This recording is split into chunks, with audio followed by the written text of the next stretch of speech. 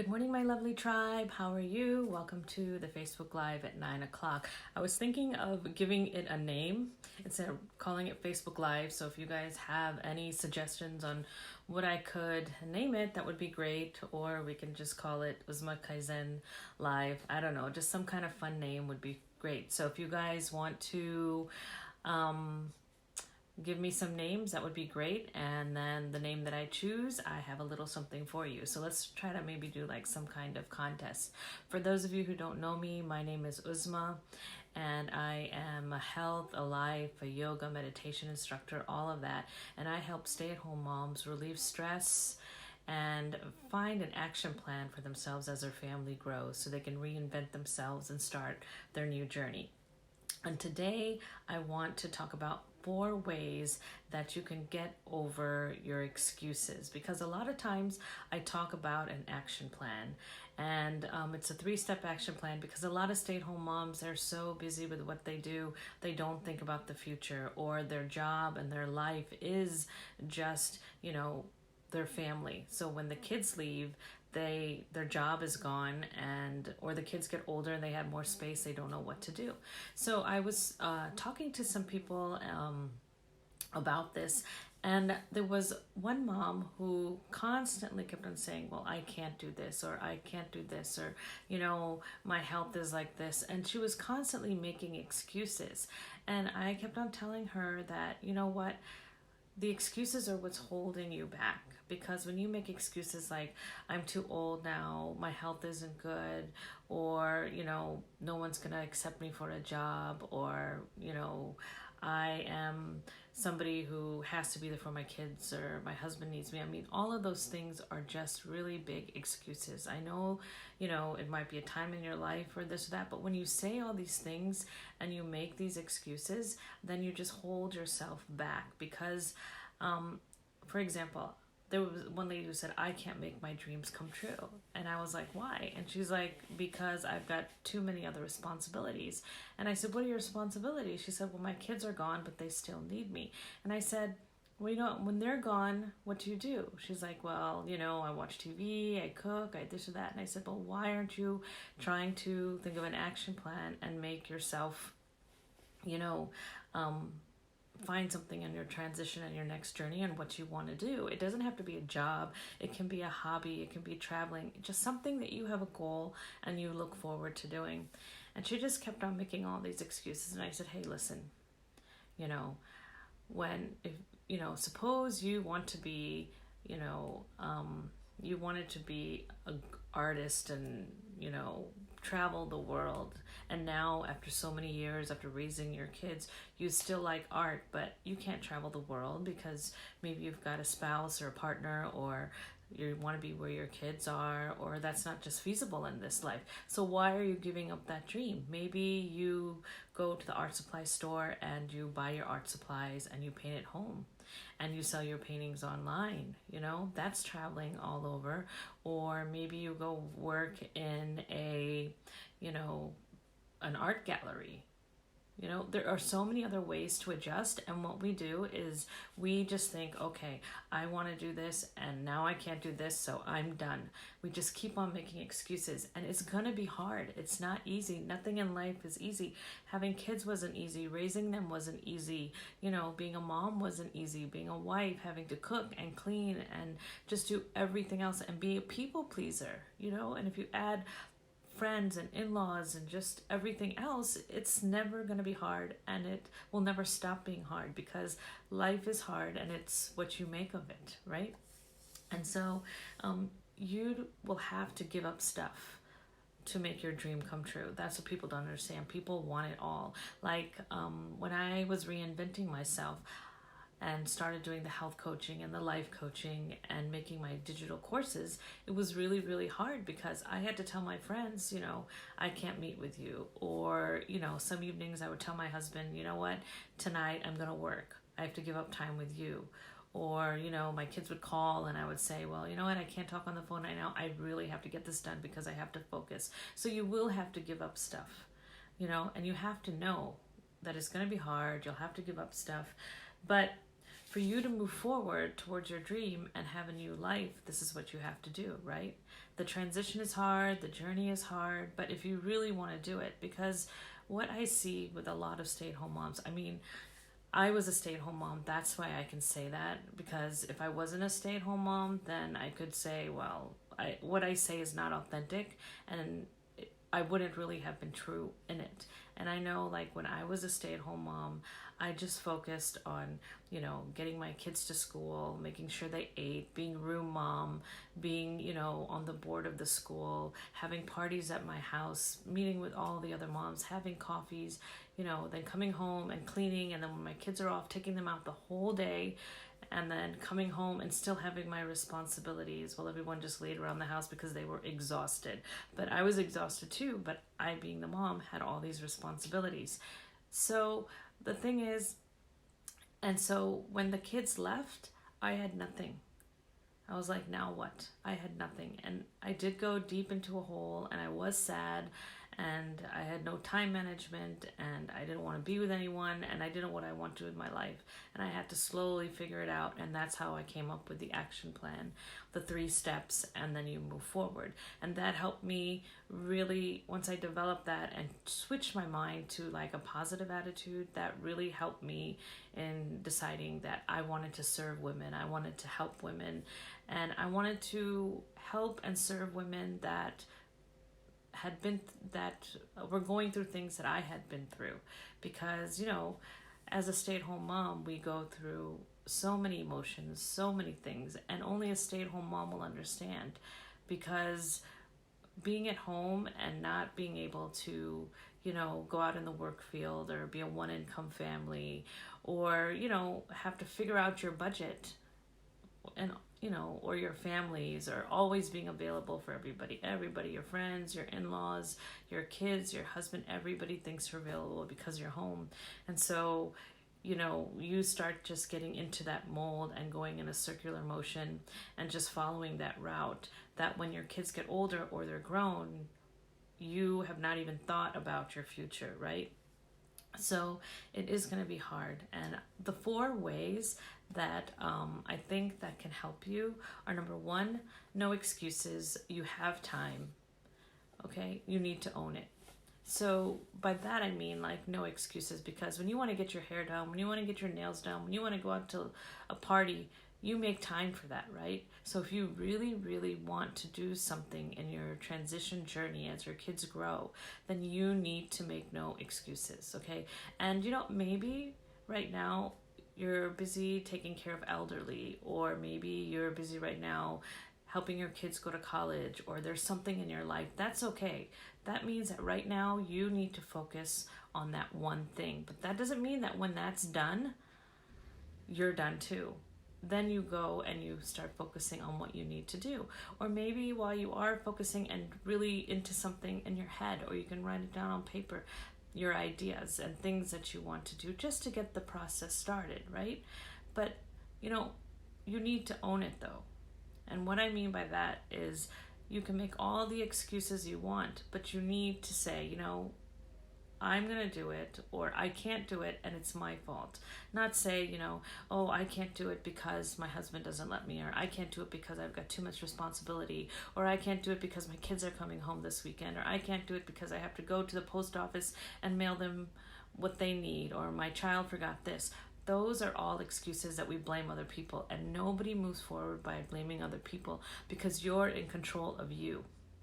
Nobody's in control of you. You are. How you feel, what you do, how you act, whether you are positive in your transition of getting older and your kids leaving, or if you are negative in it, it's all up to you. So we need to own it and say it's us and take responsibility of that, rather than blaming other people. Because what we do is we do the blame game. And when we do the blame game, we're just still sitting in the middle. We just blame and blame and blame, and we just stay flat. We don't go up, we don't go down, we don't go further in life. We just stay where we are, blame, blame, blame, blame, go deeper into the rabbit hole. So that's not what we want. Number 2, don't let anyone else come into your dreams, okay? And because that can sabotage it, right? So if you are going on a straight line and you say, I'm going to go and, get my degree and be a teacher, that is what you need to focus on. and until you get to that point, you just focus on that. Because when you start telling other people, I'm going to go and do this and I'm going to do this, they start saying, well, why don't you do this? Or why don't you do this? So other people's opinions are going to sabotage you and make you go zigzaggy, and you're not going to have that goal. So if you have a goal of being a teacher, you don't need to tell everybody. And if you have a certain kind of teacher or certain kind of thing that you want to do or way that you want to get there, unless you have no idea, just focus on that. Because when you, say, well, I think I want to do this to, somebody, or you say this to a friend, everybody has opinions, and it gets in your head, and then it just gets so overwhelming, and then you're like, oh, I can't do this. Or this person says this, or that person says this, or you feel guilty that you talked to somebody and they said, well, why don't you go to this school instead of that school? And then all of a sudden you're like, I want to do this, but they said that, and I don't want them to be upset if I don't listen to what they say. So then you start getting into the guilt and the people pleasing, and you just go downhill and your goals are messed up. So don't let anyone interfere with your goals. Have a straight mind and do what you need to be, and be strong about that, right? We don't need to tell everybody everything. We don't need to, get everybody's opinions. If there's one person like a mentor or a coach that you can talk to that can help you, that's the person you need to help with focusing your goals. Number 4 is adjust your dreams. And what I mean by that was the example that I gave. If you wanted to be an artist and travel the world before you got married, before you had kids, and that was your dream, to explore and just, get your artwork or get your expression out there. And now you've had kids, you're older, you can't do that. Adjusting your dream would be going to the art store, painting all of these beautiful paintings, having an exhibition at your house, having it in a hall, putting it online so people can see your artwork and buy your artwork. Or if you love art so much, go work in an art gallery to get that inspiration, different things like that. That's what I mean by number 3, adjusting your goals. It can be, so many different things, but the thing is, if you have a goal, figure out how you can adjust it. Like, for me, let's see, I use the painter example because I was a painter and I always wanted to paint, not really travel all over, but always wanted to paint. And, life came and I became a stay-at-home mom, which I adored, and I still love being a mom, and it's the best thing ever.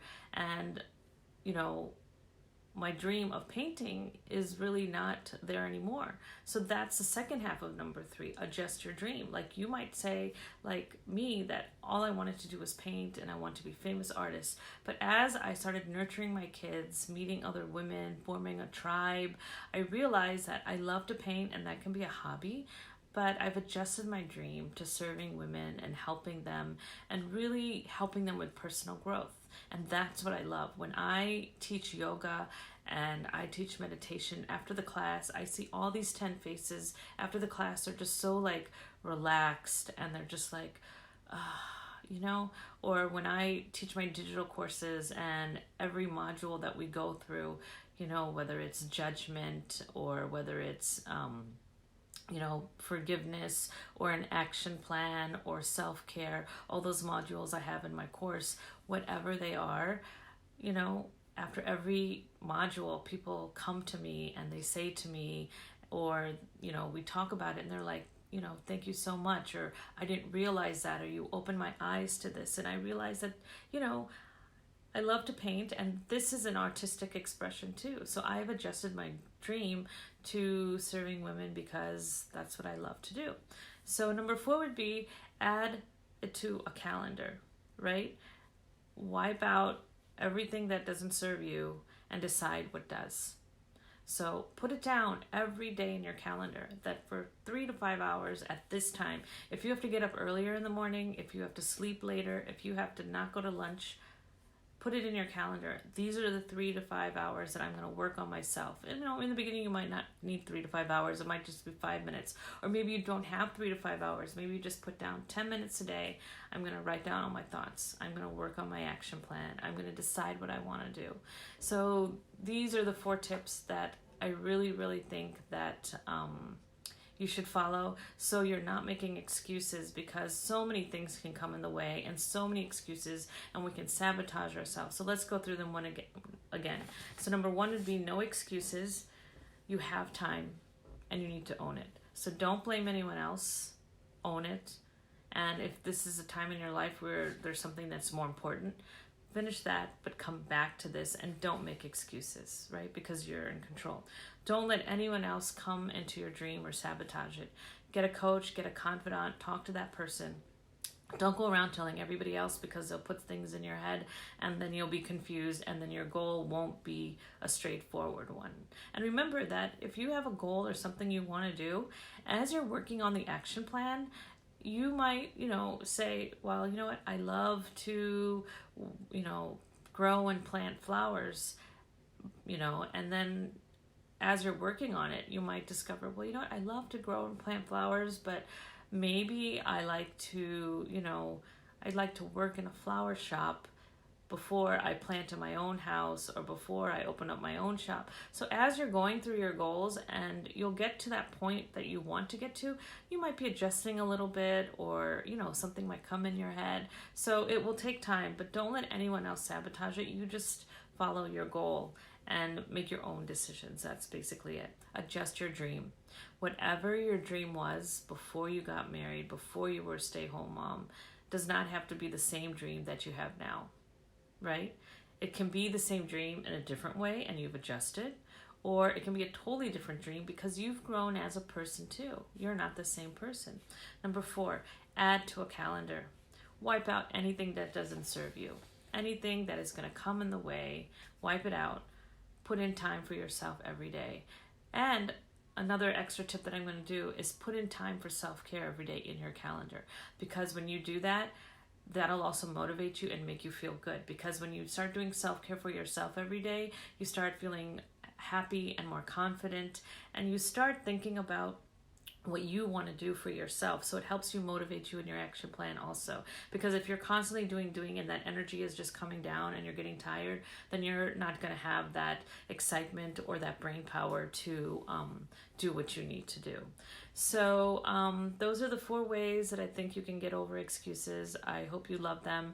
You can share in the discussion, ask me any questions, and like always, I will post the mantra guide and I will post the link for the booking call, because my webinars will be coming out again soon. But in the meantime, if you want to book an action call, please do that. It's 45 minutes. It's free, and it is so helpful. We will talk about the 3 steps to the action plan and how to proceed in that. So that's it for today. We have one last tip. Not tip, but one last thing is tonight at 7 o'clock, Dr. Homera is coming on. She will be talking about diabetes, and if you have any questions, you can post them and ask me now, or you can ask her. But please watch it. Please, it'd be so important. She's going to talk about women, diabetes, over 40, what you should eat, what you shouldn't eat, the health. It's just going to be such an awesome discussion. So 7 o'clock tonight, Central Time.